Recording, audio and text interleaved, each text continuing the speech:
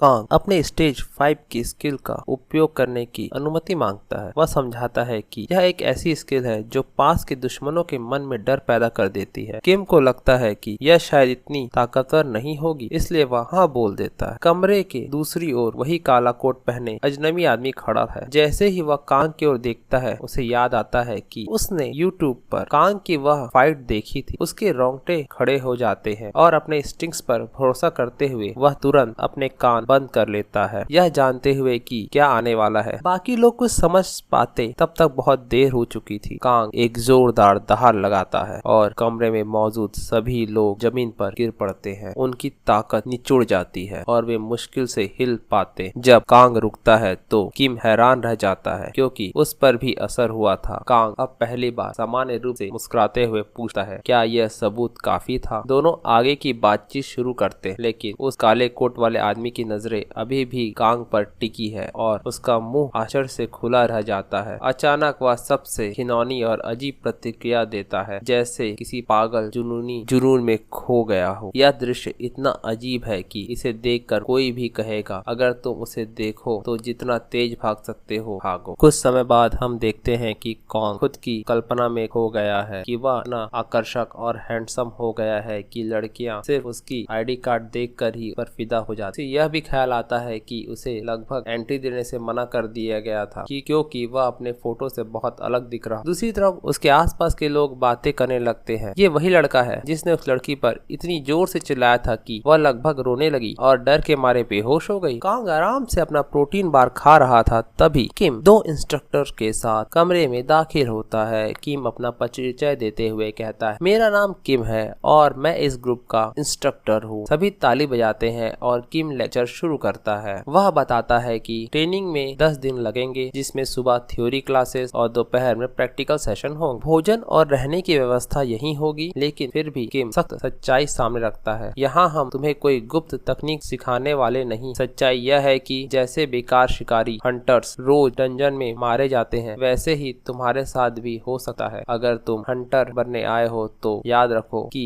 किसी भी समय तुम मारे जा सकते हो। रोज नए डंजन प्रकट हो रहे हैं और भले ही तुम पुराने डंजन्स का अध्ययन कर लो, तुम्हारे मरने की संभावना हमेशा बनी रहेगी। कांग यह सब सुनते हुए सोचता है कि ये आदमी शुरुआत से ही मौत की बातें कर रहा है। किम आगे कहता है, मैं यहाँ तुम्हें बेकार की चीजें सिखाने नहीं आया, सिर्फ वे बुनियादी बातें बताऊंगा जो तुम्हें जिंदा रखने में मदद करेगी। थोड़ी देर बाद किम 10 मिनट के ब्रेक की घोषणा करता है। इस बीच कांग छत की तरफ देखते हुए बड़बड़ाता है, क्या मुझे सचमुच 10 दिन तक ये सब झेलना पड़ेगा? तभी एक जोरदार आवाज में किसी आदमी ने उसे पुकारा। वह आदमी है सोइल, जो पूरी तरह मांसपेशियों से भरा हुआ एक पहलवान है। वह विनम्र मुस्कान के साथ कांग की तरफ हाथ बढ़ाता है। कांग उसे देखकर सोचता है, यह मसल हेड सुअर कौन है, लेकिन वह समझता है कि हाथ ना मिलाना अजीब लगेगा, इसलिए वह खुद को काबू में रखते हुए हाथ मिलाता है। जैसे ही कांग उसका हाथ पकड़ता है, सोइल मुस्कुराते हुए अपनी सारी ताकत से उसका हाथ दबाता है और कहता है, मुझसे संभल कर रहना। उसके चेहरे पर शरारती मुस्कान है, जैसे वह सोच रहा हो शुरू से ही इसे इसकी औकात दिखा देता। उसे कांग पसंद नहीं आया, क्योंकि कांग की दहाड़ से उसके कान लगभग फट गए थे। लेकिन सोइल की उम्मीद के विपरीत कांग पर कोई असर नहीं होता। वह ऐसे हाथ मिला रहा है जैसे किसी बच्चे से मिला रहा हो। कांग तुरंत समझ जाता है कि सोइल प्रभुत्व जमाने की कोशिश कर रहा है, लेकिन कांग के मन में साफ है, जंगल में सिर्फ एक ही राजा होता है और वह मैं। कांग अपने जायंट की शक्ति सक्रिय करता है, जिससे उसकी मांसपेशियों की ताकत दोगुनी हो जाती है। अब कांग जोर से सोइल का हाथ दबाता है। सोइल दर्द से हांफने लगता है और यकीन नहीं कर पाता कि वह ताकत के इस मुकाबले में हार रहा है। उसने अपने सारे स्टेटस पॉइंट ताकत में डाल ले थे। सोइल ने अपने सारे पॉइंट्स ताकत में डाले थे और वह अब तक किसी भी न्यूबी से नहीं हारा था। सब लोग हैरानी से मुकाबला देख रहे। सोइल की नसें उभरने लगी और फिर अचानक एक झटके में सोइल के दाएं हाथ नसें फट गई। खून फव्वारे की तरह फूटने लगा और पूरा फर्श खून से लथपथ हो गया। पूरी क्लासरूम में सन्नाटा छा गया, क्योंकि सोइल का चेहरा सफेद पड़ने लगा। वहीं दूसरी तरफ हमारा बॉय एक मनोरोगी की तरह पागलों की तरह हंस रहा था, चेहरे पर विकृत मुस्कान के साथ। वो कांग का सबसे बड़ा प्रशंसक बन चुका था। लार टपकाते हुए उसकी तरफ देख रहा था, यहाँ तक कि ताली बजा रहा था, जबकि सोइल दर्द से चीख रहा था। एम्बुलेंस आई और सोइल को हॉस्पिटल ले गई। कांग गुस्से में सफाई देने लगा, ये सिर्फ एक हादसा था, मैंने कुछ नहीं किया। वो मार्शल भैंसा खुद मेरे पास आया और इतनी जोर से मेरा हाथ दबाया कि अगर मैं अपना बचाव नहीं करता तो उसकी नसें वैसे ही फट जाती। जाती। उसने किम से कहा, अगर यकीन नहीं हो तो क्लासरूम के कैमरे चेक कर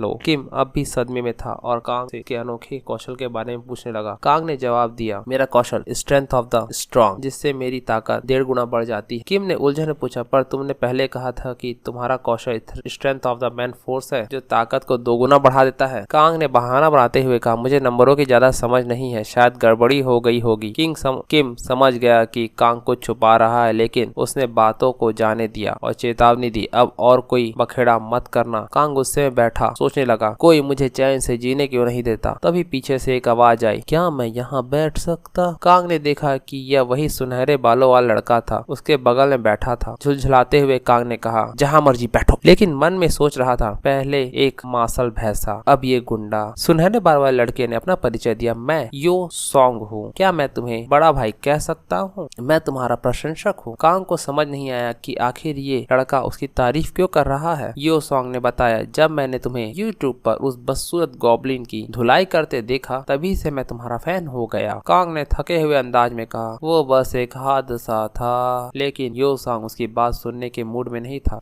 इतने में किम ने क्लासरूम में घोषणा की कि अगर कोई डंजन 5 दिनों के भीतर साफ नहीं किया गया तो वह टूट जाएगा और राक्षस आम आदमियों पर हमला करेंगे। उसने समझाया कि अस्थायी और स्थायी कोर में अंतर होता है। अस्थायी कोर नष्ट करने पर डंजन 5 दिन में बंद हो जाता है, लेकिन स्थायी कोर नष्ट होने पर डंजन तुरंत बंद हो जाता है। तभी एक और मोटे भैंसे आदमी, जिसे हम मासल भैंसा नंबर 2 कह सकते हैं, पीछे से चिल्लाने लगा, मैं यहाँ बेकार के लेक्चर सुनने नहीं आया हूँ, मुझे युद्ध प्रशिक्षण और सर्टिफिकेट चाहिए। गार्ड ने उसे बाहर निकालने की कोशिश की, लेकिन किम ने गंभीर स्वर में उसे रोक दिया। उसने मासल भैंसे को मंच पर बुलाया और कहा, अगर तुम मुझे 1 मिनट में छू भी गए तो मैं तुम्हें तुरंत ग्रेजुएट कर दूंगा, लेकिन अगर नहीं कर पाए तो तुम बाहर हो जाओगे। मोटे भैंसे नंबर 2 ने आत्मविश्वास के साथ तलवार निकाली। एक प्रशिक्षक ने चेतावनी दी, अरे ये असली तलवार है, तुम्हें चोट लग सकती है। लेकिन किम ने कूल अंदाज में चश्मा ठीक करते हुए कहा, कोई बात नहीं। फिर उसने उस भैंसे को चुनौती दी, चलो आओ अपने बाप के पास। मोटा भैंसा गुस्से में पागल होकर उस पर झपटा, लेकिन किम ने हर वार को आसानी से चकमा दे दिया। किम ने मुस्कुराते हुए कहा, अगर तुम किसी राक्षस पर इस तरह चीखते हुए हमला करोगे तो वो तुम्हारी गर्दन पहले काट देगा। भैंसा बौखलाकर बेतहाश वार करने लगा, लेकिन किम ने हर हमले से बचते हुए उसे बेवकूफ बना दिया। आखिर में किम ने एक ही किक में उसकी तलवार छत पर टांग दी और कहा, ये तुम्हारा आखिरी सबक है, अगर बिना सोचे समझे ताकत होते हो तो स्टेमिना खत्म हो जाएगा। उसने फोन चेक करते हुए ऐलान किया, 1 मिनट और 28 सेकंड और अब तुम बाहर। पूरा कमरा हैरान था। कांग भी किम की रफ्तार से प्रभावित था। कांग ने मन में सोचा, अगर मैं इसके साथ एक 1-on-1 फाइट करूं तो क्या मैं इसे हरा पाता? उसी वक्त कांग और यो सॉन्ग दोनों पागलों की तरह हंसने लगे, किम के साथ लड़ाई करने की कल्पना को सोचते हुए। यो सॉन्ग तो इतना उत्साही था कि उसने मुंह से लार टपकने लगा। कांग ने उसे देखते हुए सोचा, ये लड़का पक्का मनोरोगी है, मैं इसके बगल में नहीं बैठने वाला।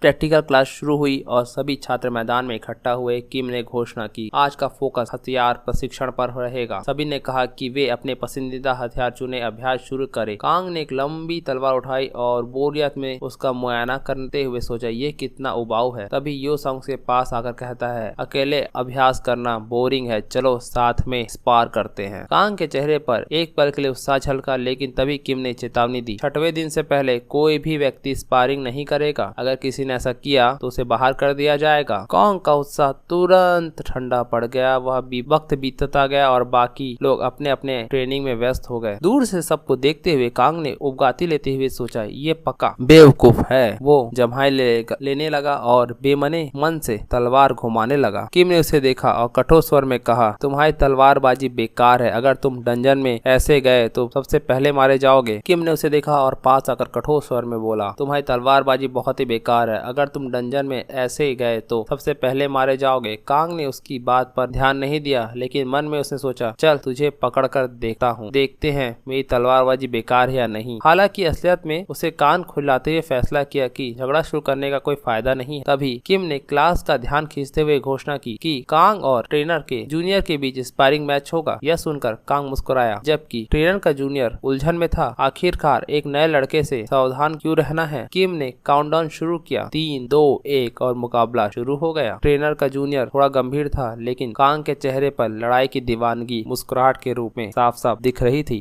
कांग जूनियर की तरफ तेजी से दौड़ा, उसकी आंखें उत्साह से चमक रही थी एक ही बार में। हालांकि कांग ने अपनी ताकत का 10% ही यूज किया था। ट्रेनर की तलवार कांप उठी। कांग ने अपनी तलवार हवा में उठाई और एक ही प्रहार में जूनियर की तलवार को उड़ा दिया। ट्रेनर स्तब्ध रह गया। तलवार हवा में लहराकर जूनियर के सिर के पास गिर पड़ी। पूरा मैदान एकदम शांत। तभी किम ने मौका लिया और सभी को समझाने लगा, चाहे आपकी तलवारबाजी या किसी भी हथियार की कला कमजोर क्यों ना हो, अगर आपके पास ताकत है तो आप अपने विरोधी को हरा सकते हैं। कांग को लगा कि प्रशिक्षक उसकी तारीफ कर रहा है और वह गर्व से मुस्कुराने लगा और हंसने लगा। लेकिन कांग को समझ नहीं आया कि ट्रेनर असल में उसकी तलवारबाजी का मजाक उड़ा रहा है। इसके बाद किंग ने अपने जूनियर को आगे धकेला, उसे उठाया, माफी मांगी। फिर किंग ने गंभीर चेहरे से जूनियर से कहा, मुझे बस एक चीज की याद करनी थी और अब मुझे मेरा जवाब मिल गया है।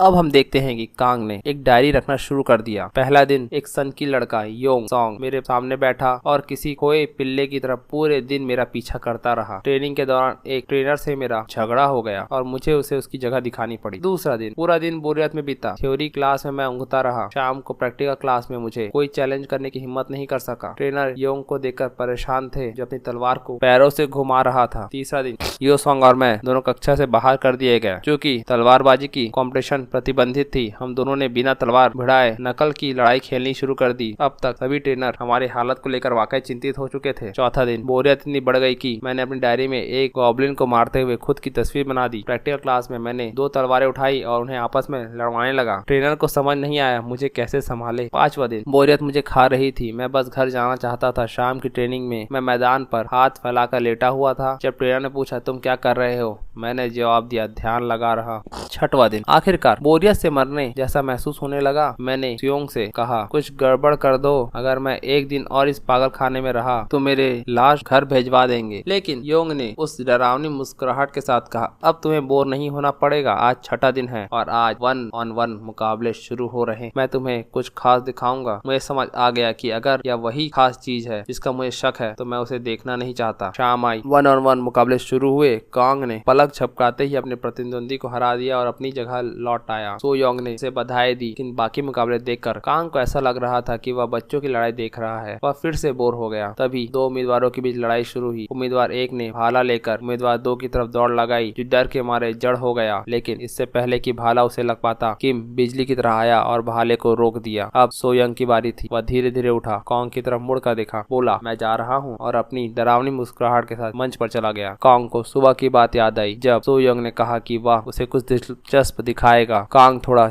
चिंतित हो गया क्योंकि सो योंग कोई गड़बड़ी करने वाला है। अगर ऐसा है तो ट्रेनर किम को उसे रोकना होगा। किम और एक लड़की जिसका नाम यूरी था आमने सामने खड़े थे। यूरी एक जादूगरनी थी और अपना व्यक्तिगत जादुई वॉन्ड लेकर आई। किंग ने सो योंग से पूछा तुम्हें कोई समस्या तो नहीं? योद्धा जादूगरों से लड़ाई में कमजोर होते हैं क्योंकि वे दूर से हमला करते हैं। सो योंग मुस्कुराते हुए बोला कोई समस्या नहीं। किम ने सो योंग के हाथ में कांटेदार हथियार देखा और पूछा तुमने तलवार क्यों नहीं चुनी? सो योंग ने जवाब दिया नियम में नहीं लिखा है कि केवल एक ही हथियार इस्तेमाल करना है ना? किम ने ज्यादा ध्यान नहीं दिया और 3-2-1 कहते ही मुकाबला शुरू हो गया। यूरी ने तेजी से जादुई क्रिस्टल बनाए और योंग पर फेंका, लेकिन योंग ने अपने हथियार से उसे आसानी से चकनाचूर कर दिया। क्रिस्टल के टुकड़े उसके चेहरे पर गिरे और वह अपनी पागल भरी मुस्कुराहट के साथ हंसने लगा। कांग को थोड़ी हैरानी हुई लेकिन असली जादू को देखकर वह रोमांचित था। बचपन से उसे जादूगर बहुत पसंद थे। लेकिन यूरी को गुस्सा आ गया। वह एक प्रतिभाशाली जादूगरनी थी और उसे विश्वास नहीं हो रहा था कि एक योद्धे ने उसकी ताकत को यूं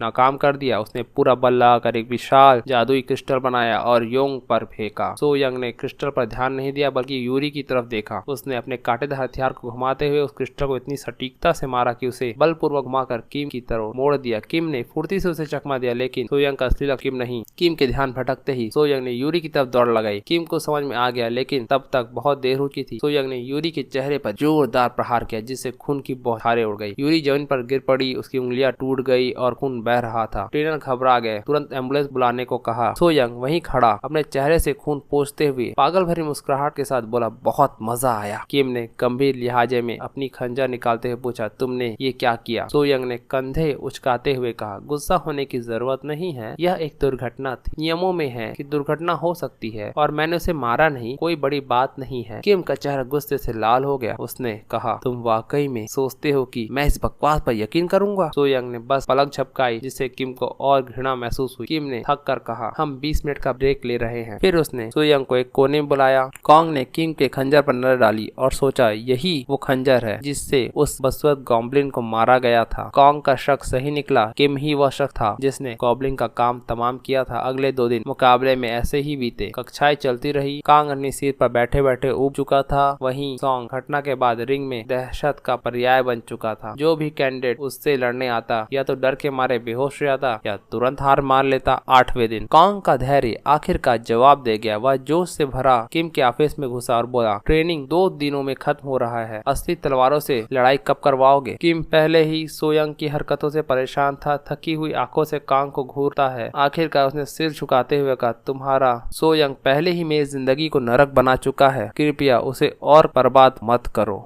कॉन्ग कुछ देर रुका, फिर मुस्कुराते हुए बोला, मुझे पता है रोज इन बच्चों की देखभाल करते हुए तुम बोर हो चुके हो। क्या तुम एक असली लड़ाई नहीं चाहते? कॉन्ग अचानक अंधेरे और खौफनाक ऑरा में घिरा किम के पीछे प्रकट हुआ और फुसफुसाया, हम पहले भी मिल चुके हैं, है ना? अगले ही पल दोनों ऑडिटोरियम में असली तलवारों से द्वंद के लिए तैयार खड़े थे। किम ने कॉन्ग का आभार व्यक्त करते हुए कहा, अगर तुम नहीं होते तो कई लोगों की जान चली जाती। कॉन्ग ने विनम्रता से कहा, यह मेरा कर्तव्य था। लेकिन मन ही मन वो सोच रहा था कि किम उस वस्तु का तो नहीं लेना चाहता जो उस भद्दे गॉब्लिन से मिला था। किम ने कॉन्ग की लंबी काली तलवार की ओर देखा और पूछा, यह काफी शानदार तलवार है। मुझे याद है स्टेज 6 पार करने पर एक विशेष तलवार मिलती है, सही कहा ना? कॉन्ग ने बेफिक्र अंदाज में झूठ बोला, हाँ ये सड़क पर मिली थी। किम उसकी बात पर यकीन न करते हुए अपनी इन्वेंट्री खोल दे और दोहरे खंजर निकाल गंभीर चेहरे से बोला, ये खंजर भी मुझे सड़क पर मिले पड़े थे। किम अचानक अपनी जगह से गायब हो बिजली जैसी रफ्तार से कॉन्ग पर वार किया। कॉन्ग ने जैसे तैसे पलट कर हमला रोका।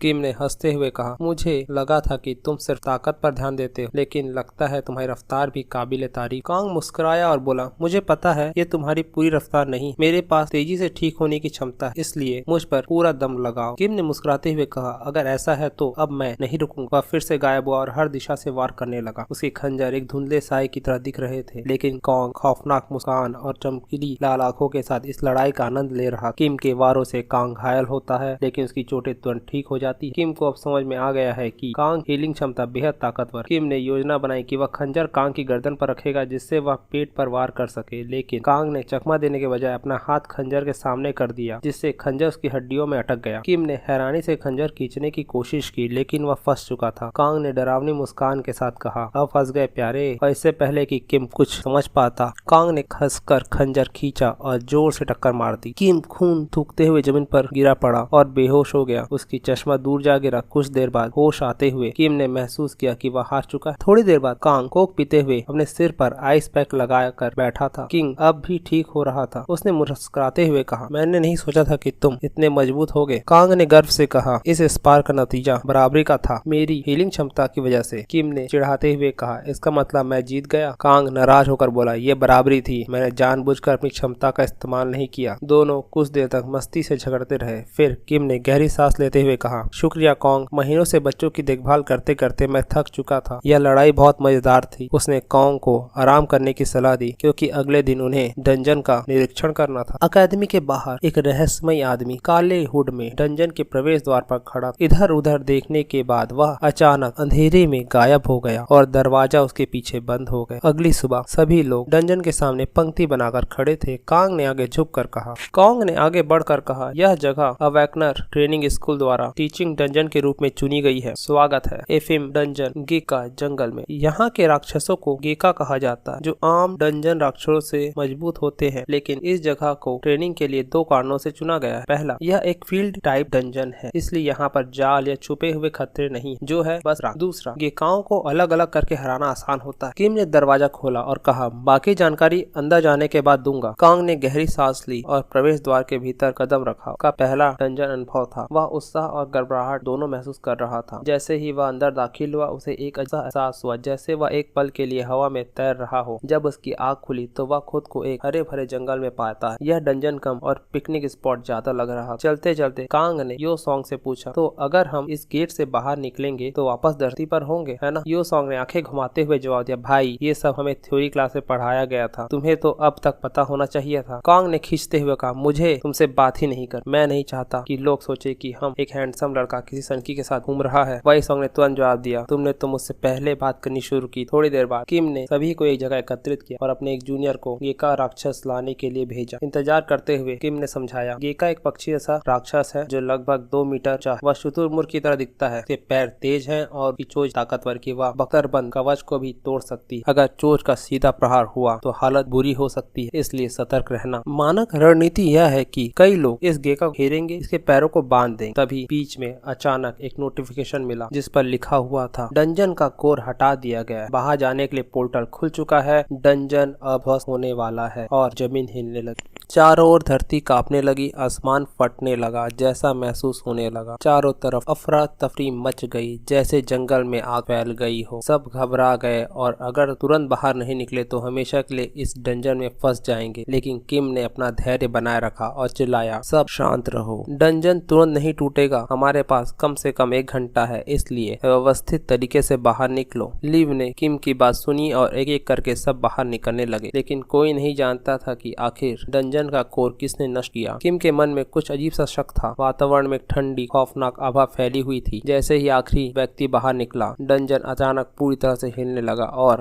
अंदर से चिंगारियां फूट पड़ी। डर ने सबको जकड़ लिया, मानो कोई भारी बोझ सीने पर गिर पड़ा हो। किम का चेहरा सफेद पड़ गया, लेकिन उसने एक पल भी गवाए बिना आदेश देना शुरू किया, सब तुरंत बाहर निकलो, हेडक्वार्टर को सूचित करो और सभी ट्रेनी को सुरक्षित निकालो, यह डंजन ब्रेक है। परंतु आदेश देते हुए भी किम के दिमाग में बातें घूम रही थी। अगर अस्थायी कोर को हटाया गया होता तो कालकोठरी या डंजन 2 से 3 दिन में टूटती। इसका मतलब किसी ने कुछ दिन पहले ही अस्थायी कोर को निकाला था और हमारे पास किसी छात्र के वेश में कुछ छुपा हुआ व्यक्ति है जिसने स्थायी कोर को नष्ट कर दिया। तभी भ्रमित कॉन्ग दौड़ता हुआ आया और पूछा, क्या चल रहा है? किम जो पहले से तनाव में था चिढ़ते हुए बोला, मैंने ये सब थ्योरी क्लास में पढ़ाया था, अभी विस्तार समझने का वक्त नहीं है, बस जो सामने आए उसका सिर तोड़ दो। जैसे ही किम ने अपनी बात पूरी की, एक राक्षस डंजन से बाहर निकला। किम बिना कोई समय गवाए आगे बढ़ा, भरोसा करते हुए कि कांग स्थिति संभाल लेगा। लेकिन कांग जो अभी भी पूरी तरह से समझने की कोशिश कर रहा था, पीछे से चिल्ला रहा था, अरे रुको, पहले समझाओ तो सही, ये डंजन ब्रेक क्या होता है? जैसे ही कांग ने मुड़कर देखा, एक राक्षसों का झुंड उस पर हमला करने के लिए दौड़ पड़ा। ये नजारा देखकर कांग की एक्साइटमेंट और बढ़ गई। वो अपनी खुशी को दबा नहीं पाया जब अचानक किसी की आवाज आई, मुझे भी शामिल कर लो बड़े भाई। कांग ने घूम कर देखा, यो सॉन्ग ने आकर राक्षसों को बेरहमी से कुचलना शुरू कर दिया। यो सॉन्ग की ताकत देख कांग हैरान था। जैसे ही यो सॉन्ग ने एक राक्षस का सिर कुचलकर खत्म किया, उसका खून चेहरे पर बिखर गया। यो सॉन्ग ने पागलों की तरह हंसते हुए कहा, हथौड़े से कुचलने का मजा ही कुछ और है। दूसरी हुई कांग को यो सॉन्ग का ये पागलपन बहुत ही घिनौना लगा। उसने मन ही मन सोचा, ये बंदा तो पूरा सनकी है। लेकिन कांग को यह पता नहीं था कि जब वो खुद गॉब्लिन्स को मारता है तो उसका चेहरा भी ऐसा ही भयानक हो जाता है। पर एक बात कांग को सुकून देती थी, यो सॉन्ग जैसा पागल उसकी तरफ से लड़ रहा है। जब यो सॉन्ग पक्षियों को तबाह करने में जुटा था, कांग ने अपनी तलवार निकाली और लड़ाई में कूद पड़ा। एक झटके में एक राक्षस का सिर काट दिया और फिर बिना रुके सारे पक्षियों को पलक झपकते ही खत्म कर दिया। यो सॉन्ग ने हैरानी से देखा और पूछा, तूने जादू किया क्या? कांग ने मुस्कुराते हुए कहा, ये एक स्किल है जो मैंने कुछ वक्त पहले ही हासिल की थी। यो सॉन्ग ने उत्सुकता से पूछा, ट्यूटोरियल से मिली? कांग ने रहस्यमय अंदाज में जवाब दिया, सीक्रेट है। तभी जमीन और जोर से कांपने लगी। एक विशाल का लाल गीका राक्षस बाकी राक्षसों के पीछे से निकल आया। यह एक म्यूटेंट गीका था, बॉस मॉन्स्टर। किम को एहसास हुआ कि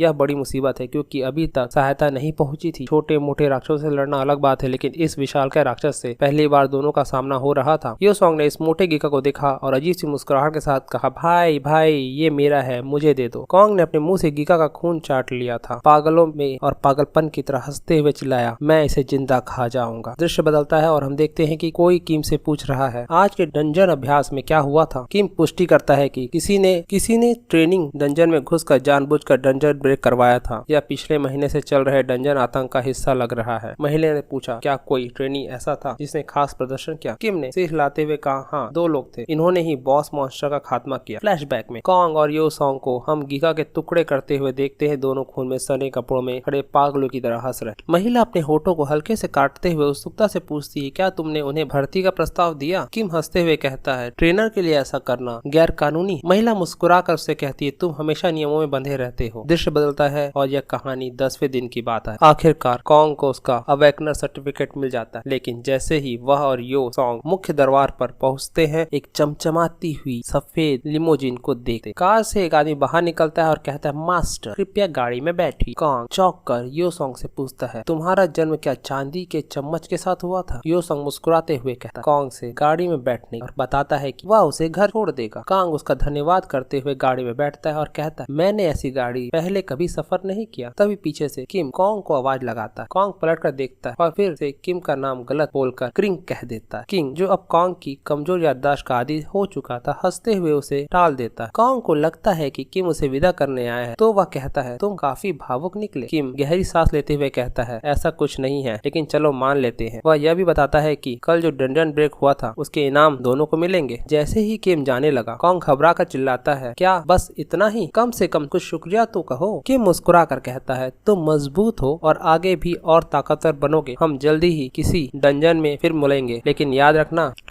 रखना तुम एक एबिलिटी यूजर हो और इसके साथ जिम्मेदारी भी आती है। कॉन्ग अपने सर्टिफिकेट कार्ड को माथे पर चिपका कर दिखाते हुए जुई से पूछता है, तुम्हें मेरी काबिलियत दिख रही है? लेकिन जुई बिना कुछ ध्यान दिए अपने फोन पर वीडियो देखकर कहती है, हाँ तुम बहुत महान हो। कॉन्ग थोड़ी अकल में कहता है, अब से तुम्हारे एक घमंडी रवैया बंद कर, क्योंकि कल से मैं इस इलाके के सारे डंजन खत्म कर दूंगा। फिर वह सोचता है, लेकिन मैं वहाँ पहुँचूंगा कैसे? क्या मैं डंजन मैप्स गूगल पर देख सकता हूँ? जुई मुस्कुराते बताती है, इसके लिए एक ऐप है, रडार। कॉन्ग प्रभावित होकर उसे जीनियस कहता है। जुई उसे चिंता होती है और सोचती है, कॉन्ग पहले इतना कमजोर नहीं था, इतना बेवकूफ नहीं था, पर क्या ताकत के साथ उसने अपनी बुद्धि भी खो दी है? कॉन्ग समझाता है कि उसने ऐप के बारे में पढ़ा है जिसमें डंजन मैप्स, मॉन्स्टर की जानकारी और टीम मेंबर भर्ती के ऑप्शंस है। वह सोचता है कि गेकस फॉरेस्ट का एक F रैंक डंजन क्या वह अकेले पार कर पाएगा? उसे लगता है कि वह इससे खूब पैसा कमा सकता है और उसकी मम्मी का सर भी गर्व से ऊंचा हो जाएगा। एक महीना बीत जाता है। खबरों में आता है कि सबसे कम रैंक वाले F रैंक डंजन को क्लियर करने का इनाम 20 मिलियन है और यह भी बताया जाता है कि मॉन्स्टर से गिरने वाले मैजिक स्टोन अब नए एनर्जी के स्रोत के रूप में आकर्षण का केंद्र बन चुके हैं। इस बीच कॉन्ग के पिता उसकी माँ से पूछते हैं, क्या कॉन्ग का कोई फोन आया? माँ बताती है, कॉन्ग ने पिछले महीने 10 मिलियन जेब खर्च के लिए भेजे और हमने एक पुरानी कार भी खरीदी। पिता हैरान होकर कहता है, अब तो कॉन्ग मुझसे ज्यादा कमाने लगा है। और हंसते हुए वह कहते हैं, लेकिन ये काम खतरनाक है, बहुत लोग डंजन में मारे जाते हैं। टीवी पर बताया जाता है कि डंजन में टीम बनाकर जाना बेहतर है। पिता को यकीन है कि कॉन्ग लापरवाही से कुछ नहीं करेगा। माँ भी सहमत है और कहती है, कॉन्ग हमेशा समझदार रहा है। दूसरी तरफ कॉन्ग अकेले ही डंजन में छापे मार रहा है। उसके माता पिता को नहीं पता कि कॉन्ग अब ऐसा लड़ाकू बन गया है जो दुश्मनों पर वहशी अंदाज में हावी हो जाता है। उसका प्यार से रखा नाम उसकी कार का बटलर, जो बाहर खड़ी होती है, लेकिन कॉन्ग फोन नहीं उठा रहा। माँ चिंतित होकर कहती है, वो शायद सो रहा होगा और पिता सलाह देते हैं कि कल फिर से फोन कर लेंगे। तभी घर के आसपास एक पुराना टूटा फूटा गेट प्रकट होता है, जिससे एक भयानक ठंडी हवा बाहर आने लगती है और देखते ही देखते गेट से हजारों गॉब्लिन्स और ऑर्क ओगर बाहर निकलने लगते हैं और उनके पीछे एक विशाल गॉब्लिन चलता हुआ दिखाई देता है। दृश्य बदलता है और हम कॉन्ग को डंजन से बाहर निकलते हुए देखते हैं। वह अपनी कार की तरफ बढ़ता है और देखता है जुई के 36 मिस्ड कॉल है। फोन फिर से बजता है और कॉन्ग उसे उठाता है। जुई घबराई हुई आवाज में कहती है, कुछ बहुत बुरा हुआ है, मम्मी पापा के घर के बाहर डंजन ब्रेक हुआ है, वे खतरे में है। यह सुनते ही कॉन्ग का चेहरा गंभीर हो जाता है। जुई उसे अकेले न जाने की सलाह देती है, लेकिन कॉन्ग पहली बार बड़े भाई की तरह उसे भरोसा दिलाता है, चिंता मत करो, मैं हूं ना। वह मुस्कुराते हुए कहता है, मैंने स्टेज 8 पार की है, जिसे अब तक कोरिया में सिर्फ 3 लोग पार कर पाए हैं, मुझ पर विश्वास रखो। जुई चिंतित होते हुए उसे अलविदा कहती है। जैसे ही कॉन्ग कार में बैठता है, उसका चेहरा फिर से गंभीर हो जाता है, मानो वह सारे ऑर्क्स को जिंदा निगलने वाला हो। तो कॉन्ग क्या अपने मम्मी पापा को बचा पाएगा? देखते हैं नेक्स्ट पार्ट में कॉन्ग का दर्द। Make sure to like, subscribe and share my video.